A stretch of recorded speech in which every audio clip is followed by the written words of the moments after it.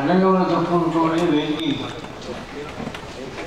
యతీశ్వరులు పరమపూజ్య పరమహంస పరివ్రాజకాచార్యులు, తర్వాత న్యాయ నిపుణులు,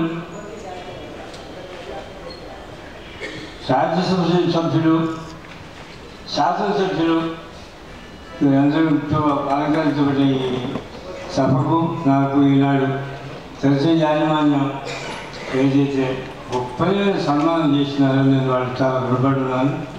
2 మాటలు చెప్పినట్టు శాతకాకుండా ఉంది. చంద్రశేఖరరావు గారు ఇందాక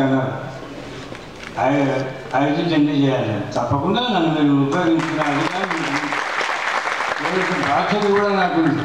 ఈ యతీశ్వరుల యొక్క ఆశీర్వాదం అంటే తప్పకుండా అది ఘనంగా విజయప్రదంగా జరుగుతుందని అమ్మని నేను ప్రార్థిస్తున్నాను. ఎందుకంటే వారికి మాకు అనుబంధం 12 సంవత్సరం యొక్క పరిచయం ఉంది. కొడుకన్న సిద్ధాంతం ఏం గొప్పతనం ఉందో భార్యక వారిలో ఉన్న మంచితనం ఏమిటో అమ్మకరిక నాకు తెలియలేదు. తర్వాత ఎంత అపూర్వమైనటువంటి సందర్భం నా జీవితంలో 22 సంవత్సరాల యొక్క నిరక్షరాస్యం నేను నన్ను మా గురుదేవుల యొక్క ఆజ్ఞ, వారి అమ్మ యొక్క దయ, ఈ యతీశ్వరుల యొక్క ఆశీర్వాదం, ఇక్కడ వేదిక అలంకరించిన ప్రజలందరి యొక్క బలం చేత ఒక మానవుడిగా తీర్చిదిద్దే మా గురువు వారి యొక్క ఆశీస్సుల చేత మీ అందరి చేత నేను సన్మానాన్ని పొందగలిగిన. ఇంకోటి ఏంటంటే పండుగలో నన్ను తీసుకొచ్చినారు. నా జీవితంలో నేను 18 సంవత్సరాల వయసులో మా మామగారు కన్యాదానం చేసే వరకు గృహశాస్త్రం స్వీకరినప్పుడు నన్ను పల్లెలో మోస్తూ తీసుకుపోయినారు. కనుక జీవిత సాఫల్యం అనే ఒక బిరుదు నాకు ఇస్తున్నారు ఈ దర్శన పత్రిక వాళ్ళు. పెద్ద యొక్క ఆశీస్సుల చేత వచ్చింది.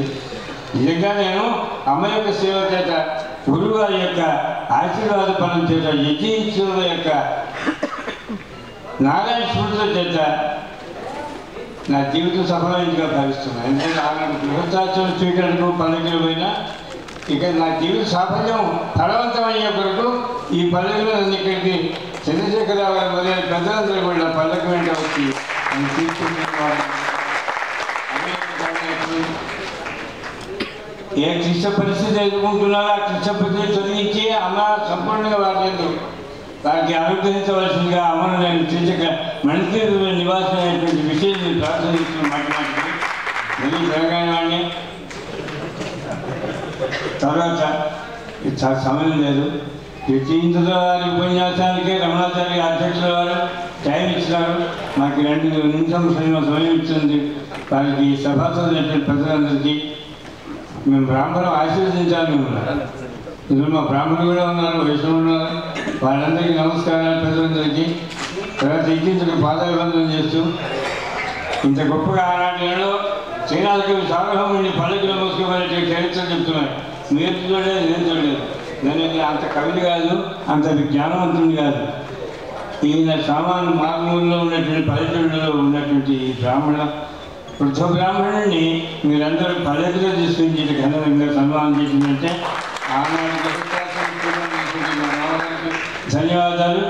నన్ను ఈ సభను అలంకరింపజేసే మీ అందరికీ కూడా ధన్యవాదాలు. పుష్టి సెలవు తీసుకుంటారు. ఎప్పుడు కూడా ధర్మస్థ విజయవస్తు, అధర్మస్థ నాశవస్తు, విశ్వేశానికి కళ్యాణం వస్తు. లోక కళ్యాణం కావాలి.